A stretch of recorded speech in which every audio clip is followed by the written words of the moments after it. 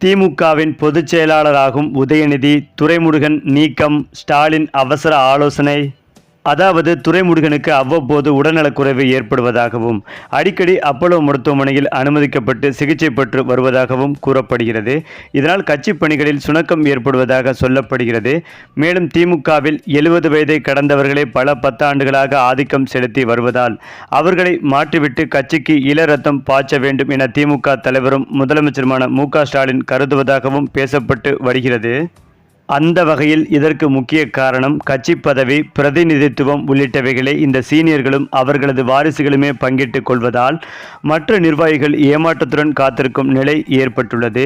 இதனால் அவர்கள் அதிருப்தியடையாமல் இருப்பதற்காகவும் அவர்களது நியாயமான காத்திருப்புக்கு ஒரு பலனை அளிப்பதற்காகவும் கட்சியில் உள்ள மூத்த நிர்வாகிகளை நீக்கிவிட்டு புதிய நிர்வாகிகளை நியமிக்க முடிவு செய்துள்ளார் என்றும் கூறப்படுகிறது. மேலும் இந்த திட்டத்தை முதலில் துரைமுருகனிடம் தொடங்கலாம் என ஸ்டாலின் யோசித்துள்ளதாகவும் தகவல் வெளியாகியது. ஆனால் துரைமுருகன் வட மாவட்டங்களில் முக்கியமானவர். அவர் வன்னிய சமூகத்தை சேர்ந்தவர். குறிப்பாக துரைமுருகனை நீக்குவதற்கு வன்னியர்கள் எதிர்ப்பு தெரிவிப்பதாக சொல்லப்படுகிறது. அவரை நீக்கினால் வன்னிய சமூகத்தின் வாக்குகள் திமுகவுக்கு போதிய அளவில் கிடைக்காமல் போய்விடும் என்றும் அவர்கள் எதிர்ப்பு தெரிவிப்பதாக சொல்லப்படுகிறது. இதனால் ஸ்டாலின் என்ன செய்வது என தெரியாமல் இருப்பதாகவும் தற்போது தகவல்கள் வெளியாகி வருகிறது. ஆனால் இது குறித்து அண்ணா அறிவாலய வட்டாரங்களில் கேட்டபோது துரைமுருகன் எவ்வளவு பெரிய சீனியர், அவர் வேலூர் மாவட்டத்தில் சக்தி வாய்ந்தவர், அவரை எப்படி நீக்குவார்? அனுபவசாலிகள் தலைமை பதவியில் இருந்தால்தானே கட்சிக்கு வளர்ச்சி. பிறகு ஸ்டாலின் எப்படி புது ரத்தத்தை பாய்ச்சுவார்? துரைமுருகனுக்கு உடல்நிலை சரியில்லை என்பது உண்மைதான். பொதுவாக இதுபோன்ற நிர்வாகிகள் மாற்றம் என்பது பொதுக்குழுவில் வைத்துதான் நடக்கும். திமுக துணை பொதுச் செயலாளராக கனிமொழியை கூட கடந்த சில ஆண்டுகளுக்கு முன்பு பொதுக்குழுவை கூட்டித்தான் அறிவித்தார்கள். அப்படி பார்த்தால் மதுரையில் கடந்த ஜூன் 1ஆம் தேதியே பொதுக்குழு கூட்டம் நடந்துவிட்டது. நீங்கள் கேட்பது போல் மாற்றங்கள் செய்வதாக அப்போதே தலைவர் அறிவித்திருப்பாரே. எப்போது பொதுக்குழு கூடினாலும் இதுபோன்ற வதந்திகள் வரத்தான் செய்கிறது.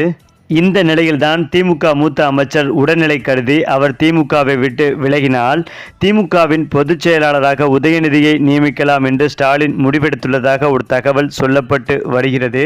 ஆனால் அதற்கு முன்பாக திமுக மூத்த அமைச்சர்களான டி.ஆர். பாலு, துரைமுருகன், ஏவா வேலு உள்ளிட்ட அமைச்சர்களிடம் பேச்சுவார்த்தை நடத்திய பிறகு இது குறித்த அதிகாரப்பூர்வ தகவல் வெளிவரும் என்றும் எதிர்பார்க்கப்பட்டு வருகிறது.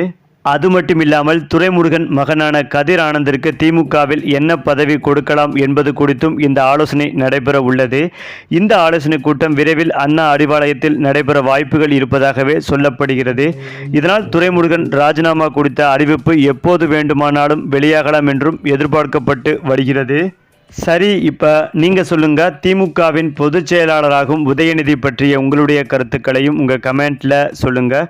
மேலும் இந்த வீடியோ உங்களுக்கு பிடித்திருந்தால் லைக் பண்ணுங்கள், ஷேர் பண்ணுங்கள், மறக்காமல் நம்முடைய சேனலை சப்ஸ்கிரைப் பண்ணிக்கோங்க.